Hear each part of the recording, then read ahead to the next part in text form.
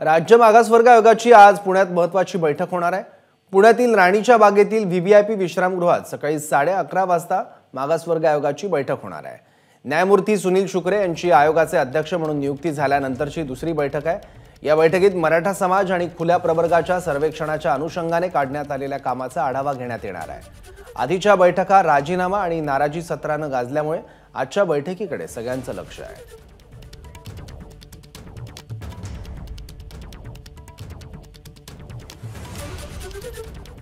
राज्य मागासवर्ग आयोगाचे सदस्य चंद्रलाल मेश्राम हे नाराज आहेत।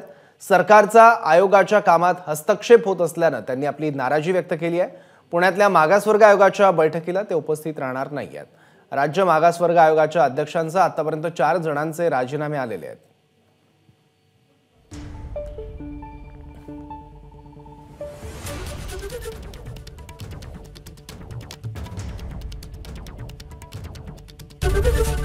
एबीपी माझा, उघडा डोळे बघा नीट।